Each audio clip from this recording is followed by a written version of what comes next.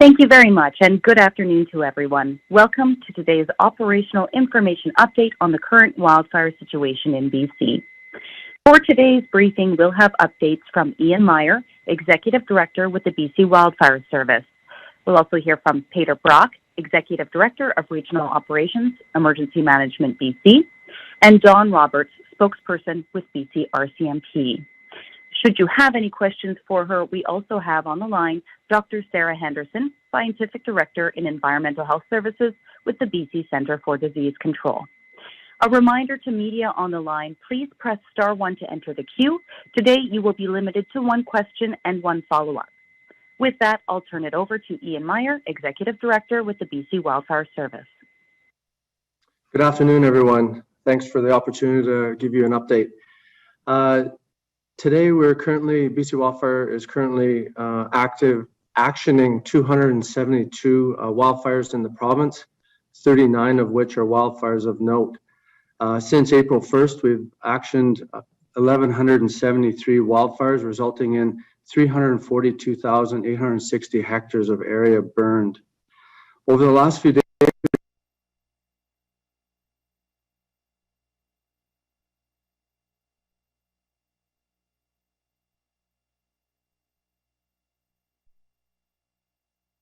we have extremely dry conditions for the southern half of the province, and we see no relief in sight when it comes to the southern part of the province.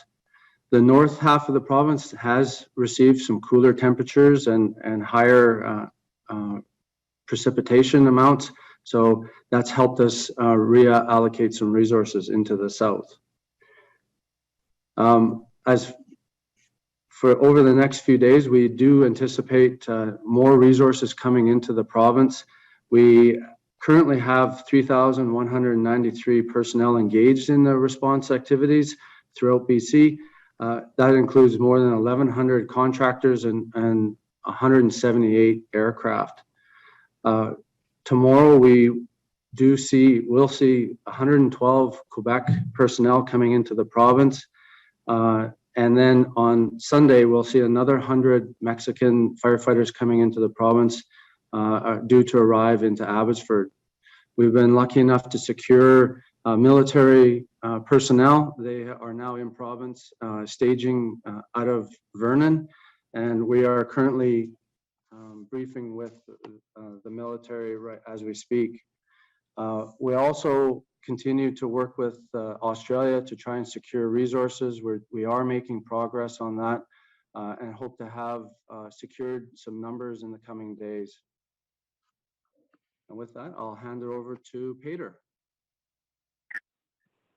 Thank you very much. It is now over to Peter Brock, Executive Director of Regional Operations with Emergency Management BC. Good afternoon. So I'm going to provide some messaging on evacuation orders and alerts and some messaging regarding donations. So currently we have 25 states of local emergencies involved in British Columbia and 8 band council resolutions. So far 50 evacuation orders have occurred, and that's another 6 from yesterday and I believe 3 last night. And that equates to about 4,300 properties on evacuation order in BC at this time. We have 79 evacuation alerts, and that's another 5 since yesterday, or an additional 5 since yesterday, and almost 18,000 properties on alert at this time. We have 18 reception centers stood up across BC that are listed on our Emergency Info BC website. And if you require supports or emergency supports as an evacuee, please visit reception center in person or call our Emergency Support Services info line at 1-800-585-9559. We also have information on how to register once you get to a reception center, and in order to receive supports, you must show up in person. Just a little bit of messaging on donations. Really appreciate the generosity in BC for a tremendous outpouring of donations. Just want to drive the message home. Cash is the most effective way to help those affected by wildfires.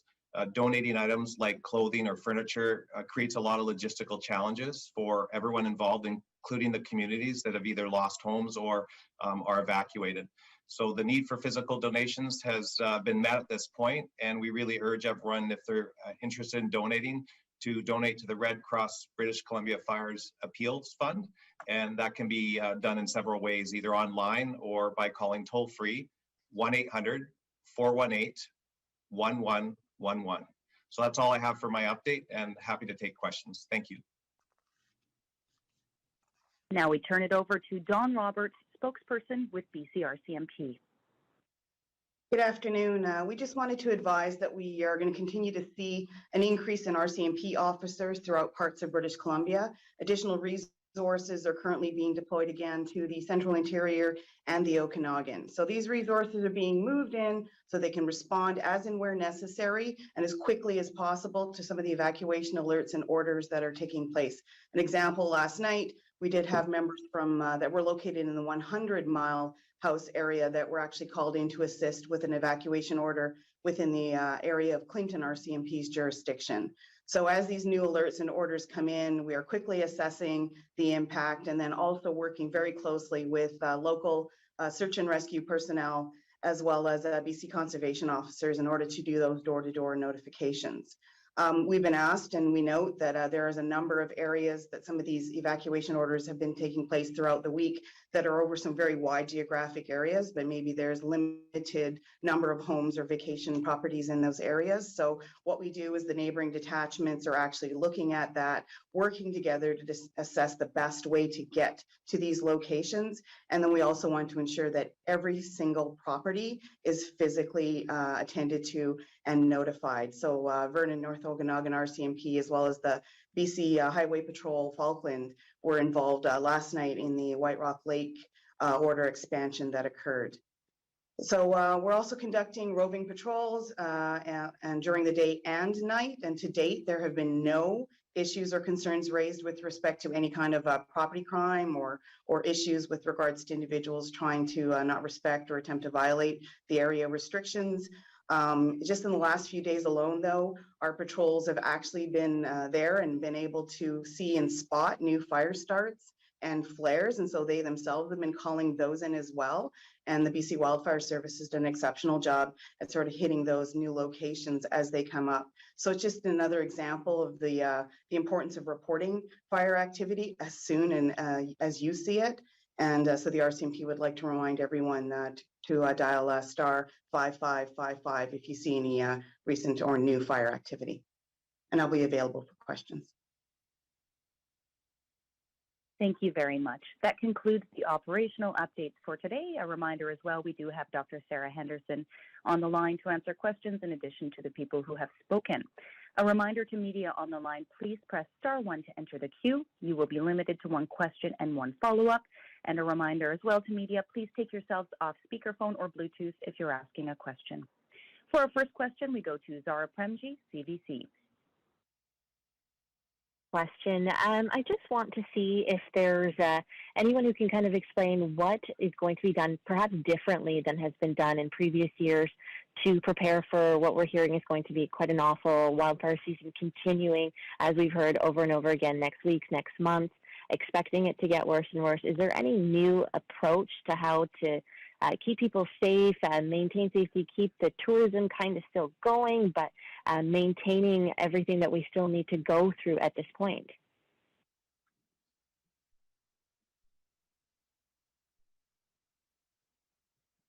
I'm happy to take that question. Hi, Peter Brock with Emergency Management BC. Thanks for the question. Just want to mention that each hazard that we deal with or every fire season that we experience, we certainly take lessons learned from each season. So for this one in particular, I think based on some of the weather events we've heard about or experienced, it's obviously really critical that we look at improving anything we can moving forward. Some of the pieces that we've heard a lot of feedback on and are actively looking at pursuing, working towards is looking at how we're alerting the public during fires and looking at how we can improve that process going forward. I could also. Sarah, do you have a follow-up? You can go ahead, Ian. Sorry. Okay. We can, a couple things that we're really focusing on, and if everyone can do their part with personal preparedness, use our Wildfire app to keep their situational awareness up, and we are really emphasizing open communication. So people are aware of what's going on the land base, the challenges we're seeing. Then you can start to better prepare yourself to get your family and your self in a place that is safe.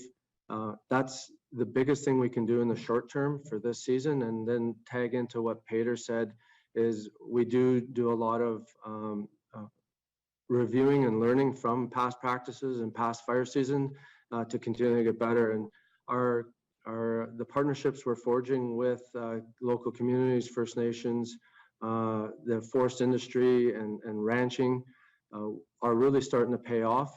So we will continue to build those relationships and work together in dealing with these types of fire seasons into the future.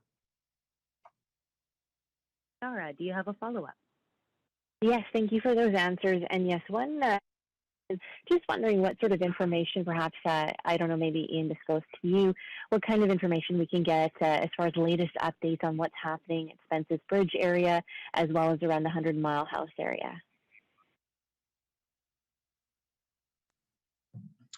As you can appreciate, the situation on the ground is evolving very quickly. So what I can do is get you in connection with the regional media people in our regional center to get more up-to-date information than I currently have.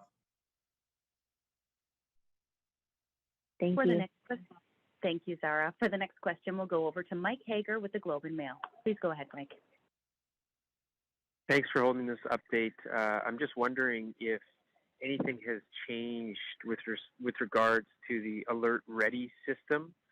A colleague found that BC's never used it, and that's in contrast to other provinces. Has the EMVC changed anything given its real reticence to use such a powerful system? Yeah, Peter Brock, EMBC. So we know that minutes count, and we're certainly committed to making the Alert Ready system a priority. As some know, we currently use Alert Ready for other hazards right now in BC, such as tsunami alerting and Amber Alert and civil disturbance hazards. And so the emphasis going forward is to make it a priority, and we're currently examining how we can utilize Alert Ready for additional hazards beyond what we're currently doing.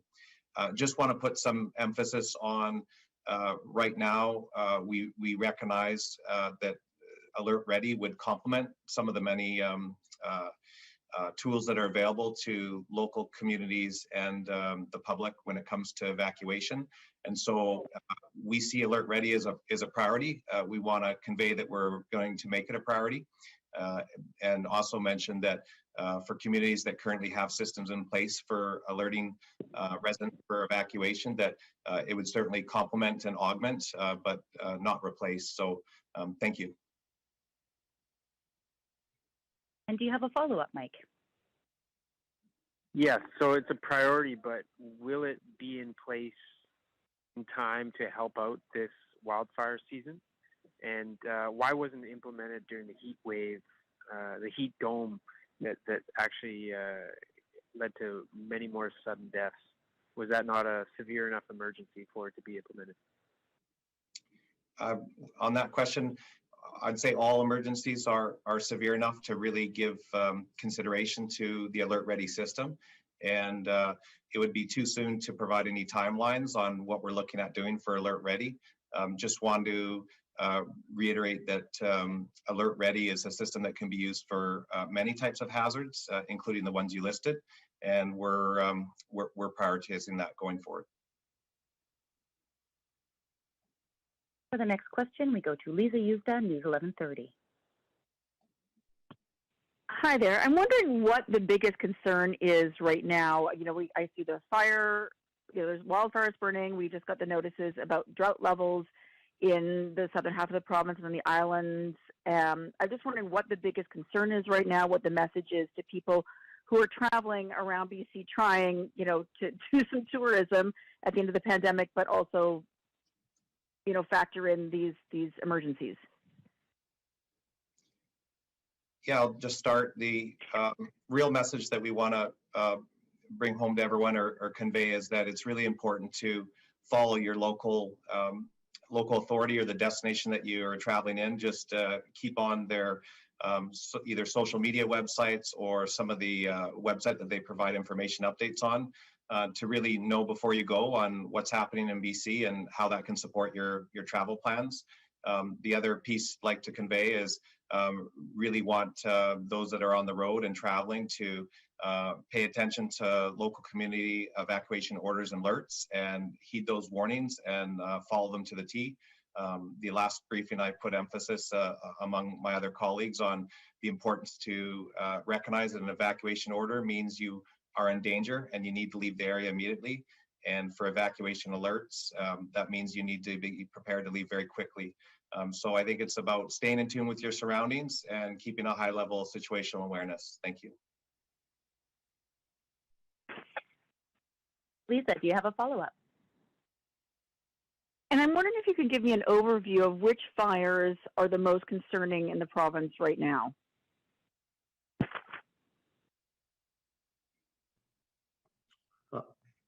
I would say all of our fires of note are concerning at this time. With the resourcing that we have and the fires on the land base that we have, there's numerous fires that are of great concern to us, and especially how the conditions are changing with as the weather systems come through, like we saw in the last couple of days with wind. The fire situation changes rather quickly. That's why connecting to what Peter said is planning and keeping your situational awareness up is really key. For the next question, we go to Ben Milger, CTV. Thank you. My first question is for Peter Brock with Emergency Management. Obviously, this time of year, a lot of people have vacations planned. I know that's not the priority for emergency responders, but when those people find themselves near wildfires or close to evacuation zones, obviously that's not good. What is the message to people who may, for instance, have something booked in Soyuz this weekend? Should they be canceling those plans? Should tourists be avoiding areas where there is increased wildfire activity? Yeah, my message would be if you have travel plans, for the example you raised, really get onto the local authority's website or identify how the local authority is conveying their messages in regards to evacuation alerts and orders. And my message would be those are the things to watch, and those things change very rapidly. So it's really important that just checking prior to leaving and then finding yourself in a community doesn't mean that you don't need to check again. So just a real strong message is keep an eye out for changing conditions, and those things can be changing even while we're doing this interview. So really recommend people stay in tune with local authority and communities messaging on evacuation alerts and evacuation orders. Thank you. Ben, do you have a follow-up? I do. Also for Peter, there are 18 reception centers set up. Can you give us some idea of what the demand level is at those locations in terms of people arriving that haven't made arrangements with family and friends? And are there some of those reception centers that people should avoid because resources are taxed, and ones that they should maybe flow towards? Yeah. For the reception centers themselves, because it ebbs and flows and the volume can change day to day and even during the day, it would be probably not productive for me to convey which ones are busy and which ones are not, because that can change very rapidly. What I do want to really message is that for those that are going to reception centers to receive supports, that it's really important if they can to focus on staying with family and friends, and that is to try to reduce some of the accommodation challenges that we're having in BC. Thank you. For the next question, we'll go to Lisa Cordasco, Vancouver Sun. Thank you. My question is for the RCMP spokesperson. What can you tell us about the level of theft, break-and-enters, and any looting going on in the evacuation areas, and what resources are devoted to this? We've actually had no reports or examples or come across any examples of any kind of property theft or issues with regards to theft or theft over or property issues in any of the areas that have been subject to evacuation orders or alerts at this time. So we're very mindful to it. We are doing 24/7 our patrols with regards to those areas. We have the additional resources in place, as well as working at the various checkpoints and road closures to monitor. But we know how important it is for people to be able to leave their properties, particularly when there's an evacuation order in place. And we are remaining in those areas and will continue to ensure that everything is safe and secure when you're not there.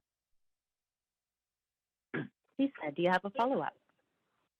Yes, thank you for that answer. I'd like to follow up on a question asked previously by the Globe and Mail.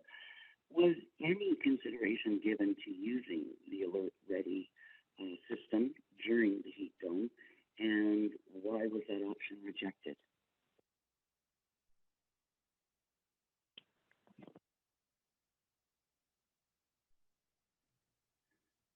The Alert Ready system is always a system that can be looked at for a variety of hazards. We have to make sure that we get it right when we utilize Alert Ready and make sure that it complements and augments and doesn't cross wires with some of the current alerting systems that are out there. I really want to make or put some emphasis on for all the talk on Alert Ready is we see it as a priority and we see it as being a very effective system for additional hazards. But we also want to make sure that we get it right and we review some of the pieces that are currently utilized for alerting in BC. And when we do land it right and make sure that it can provide service to British Columbians. For the next question, we go to Colton Davies, Radio NL. We were told a provincial state of emergency would help governments move quickly to set up lodging for evacuees. We're 2 days into this. All of Spence's Bridge was evacuated today and told to go to Chilliwack Secondary School if they can't stay with family or friends. That's almost 3 hours away with the Fraser Canyon Highway closed south of the town. Why has nothing been set up closer for those people? Yeah, right now, because of the current situation in BC with the number of fires we have on the go, I want to message that we recognize and understand that some of the distances that's required for travelers or for those that have evacuated, it's longer than what would normally be something that we've experienced. This unprecedented fire season has certainly created challenges with evacuees and challenges in finding places to stay and accommodations to stay at. And so we just ask that communities continue to do everything they can to support evacuees with the knowledge that right now, based on the number of fires in BC, we're doing the best we can to find accommodations for evacuees. Colton, do you have a follow-up? Yes, and thank you for that answer. So really nothing's been done to set up, group lodging in the Kamloops area like we saw in 2017, very quickly after evacuation started. How much of a difference would that make? And, officials like yourself have repeated over and over for people to follow evacuation orders. And when people are worried about losing their home and are on order, the last place they ever want to be is hours away from home. So do you think you'd also get better buy-in on evacuation orders if you were able to tell people that they could stay somewhere reasonably close by instead? Yeah, we really want to reiterate the message of for evacuees, if they can make arrangements to first stay with friends and families, that will reduce the burden for those that have no other option. And it is very important that we identify space for evacuees. I know there is plans in place to set up group lodging in some of the areas that you'd mentioned. And those efforts continue, and we're working around the clock to try to bring in what we can to support evacuation areas and places for residents or evacuees to go to. For the next question, we go to Amy Smart, the Canadian Press. Hi there. I just have a question, I guess, about weather conditions. There was the 48-hour wind warning issued on Tuesday. I'm curious to hear if it's had as bad of an effect as you expected. It obviously has had an effect. And also with the drought conditions, whether water shortages are affecting firefighter efforts at all?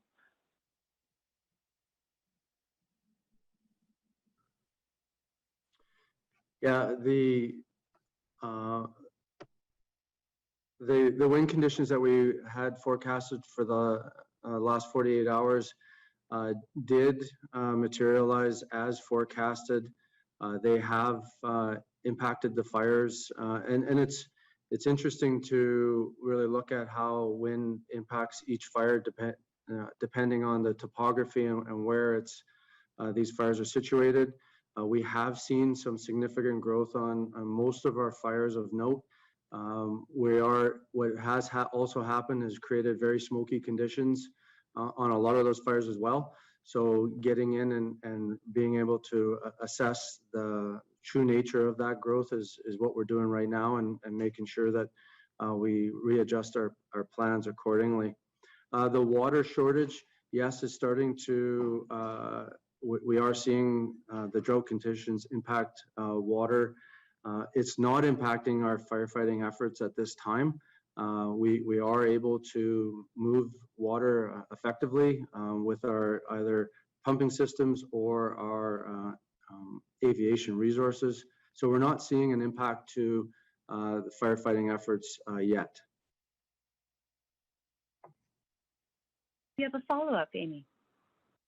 Yes, I actually have a question for Dr. Sarah Henderson. The Canadian Association of Physicians for the Environment has issued a report on saying there's limited studies on the long-term impacts of exposure. Most of the public health is based on short-term, a week of exposure, smoke exposure. I'm wondering if you can speak to whether you have any concerns about kind of the cumulative impacts of these, successive fire seasons. You're quite right. There is very limited research on the longer term impacts of wildfire smoke. And we're certainly seeing conditions across Western North America where we are seeing populations exposed almost year after year. We will know more in the future. The key thing I like to tell people is if you protect yourself in the short term from smoke, you're also protecting yourself from any potential long-term impacts as well. So it's, smoke does affect human health, and all the steps that you can take to reduce your exposure will help to protect your health. We have time for one more question. We will go to Mary Brooks of Island Social Trends. Mary, please go ahead. Hi, thank you. This question is for Ian Meyer with the BC Wildfire Service. I'm just wondering how many military personnel have been brought in and what they will be assigned to. And my context for that question is that last year, apparently the military people were only able to work on administrative duty. They didn't have the frontline skills that were needed. And that Premier Horgan has mentioned that to the Prime Minister, and apparently there was agreement that more training would be done. So I'm just wondering if that training has been done in time for this year. And so that loops back to the original question, what are these military personnel actually working on?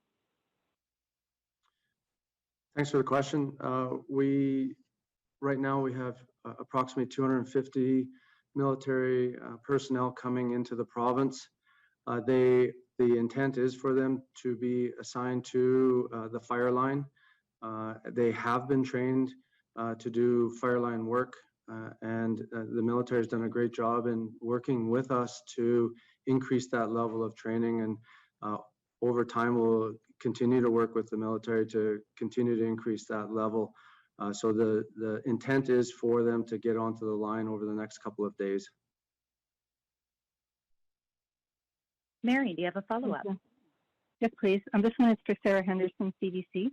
I'm just wondering if the CDC might be, on your recommendation, speaking to municipalities, recommending to them that ventilation and air filtration for both heat and smoke be undertaken fairly quickly, since the heat emergencies seem to be upon us. Is that something that can be orchestrated for this year or next year? The BCCDC has developed resources for municipalities, particularly around heat and some around smoke. And we do highly encourage the regional health authorities to work with the municipalities to enact those plans. Unfortunately, some of these things take quite a lot of planning and can take quite a lot of time. What we hope is that, as we move into the future, we are going to have better and better plans for these types of events. And that concludes today's operational information update. Our next scheduled update is set for Tuesday afternoon at 2 p.m., so watch your inboxes for those details. Thank you very much to our speakers, and thank you to everyone for joining. Have a great afternoon.